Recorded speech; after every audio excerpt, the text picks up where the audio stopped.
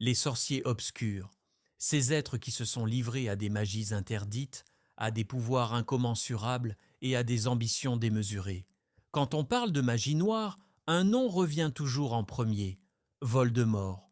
Mais saviez-vous qu'avant lui, bien des sorciers ont exploré les tréfonds les plus sombres de la magie, influençant l'histoire magique bien avant son ascension?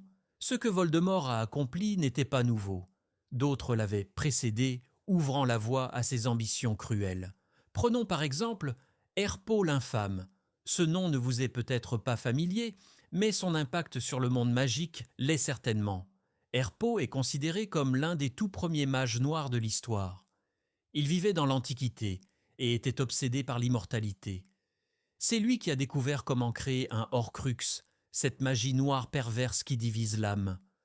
Voldemort a appris de ses recherches et a perfectionné cet art macabre, mais Herpo a été le pionnier.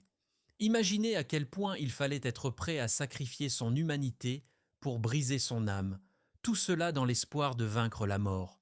Herpo n'était pas seulement connu pour les Horcruxes, il était aussi un maître des créatures magiques et c'est lui qui a créé le premier basilic.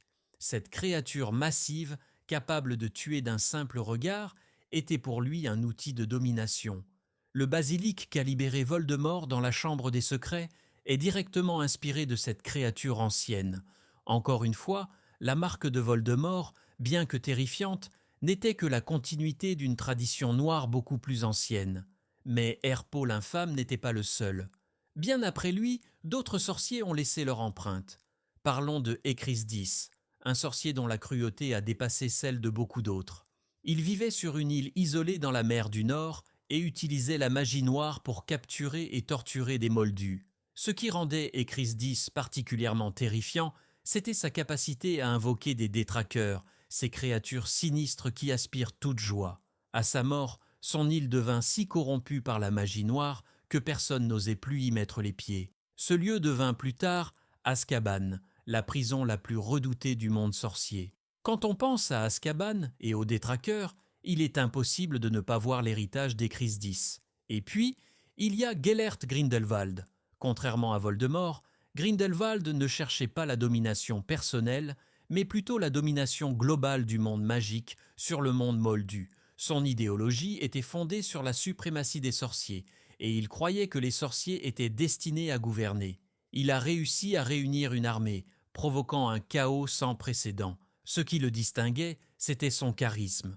Là où Voldemort inspirait la peur, Grindelwald inspirait l'admiration. Ses idées séduisaient, et même Dumbledore, l'un des plus grands sorciers de tous les temps, a été influencé par lui. C'est seulement après un duel épique que Grindelwald fut vaincu, mais même emprisonné, son influence a perduré.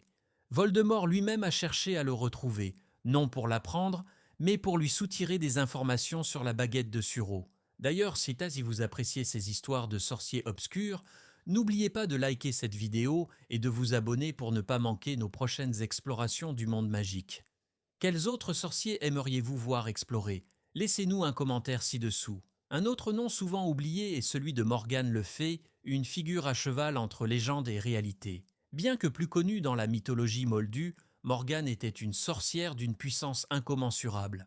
Élève de Merlin, elle a choisi de s'opposer à lui et à son idéal de coexistence pacifique entre sorciers et moldus. Elle a plongé la Grande-Bretagne dans le chaos, utilisant des sorts complexes et de la magie noire pour manipuler le roi Arthur et les siens. Morgane a jeté les bases de la méfiance que les sorciers noirs allaient continuer à semer à travers les siècles.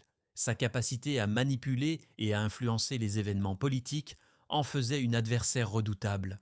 Les sorciers obscurs ne sont pas simplement des êtres en quête de pouvoir. Ils sont souvent le reflet de peurs humaines fondamentales, la peur de la mort, la soif de contrôle et l'obsession de l'immortalité. Chaque sorcier noir a exploité ces peurs, utilisant la magie noire pour repousser les limites du possible, souvent au prix de leur humanité. Il est intéressant de noter que, malgré leur pouvoir, tous ces mages noirs ont échoué d'une manière ou d'une autre. Herpo l'infâme, malgré ses découvertes, n'a jamais véritablement atteint l'immortalité. Écrisdis a sombré dans la folie et est mort isolé sur son île maudite. Grindelwald, pour tout son charisme, a été vaincu et enfermé pour le restant de ses jours. Même Voldemort, malgré ses nombreux Horcruxes, n'a pu échapper à la mort. La leçon ici est claire. Peu importe la puissance ou l'ingéniosité de ces sorciers, la magie noire a toujours un coût, et ce coût est souvent plus élevé qu'il ne l'avait anticipé.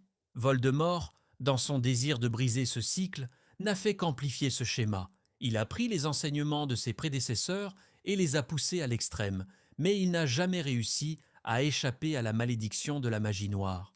Alors, qui était vraiment le plus dangereux? Était-ce Voldemort avec son désir insatiable de domination et son mépris pour la vie humaine? Ou était-ce Herpo l'infâme avec ses découvertes sur l'immortalité? Ou Grindelwald avec sa vision d'un nouvel ordre mondial? Avant de vous laisser, pensez à vous abonner à la chaîne pour plus de contenu fascinant sur l'histoire des sorciers et du monde magique.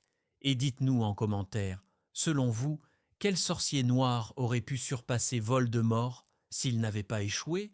Ce voyage dans le passé des sorciers obscurs montre bien que la magie noire n'a jamais été une question de simple pouvoir. C'était, et c'est toujours, une question de choix. Un choix entre le bien et le mal, entre l'humanité et l'obscurité.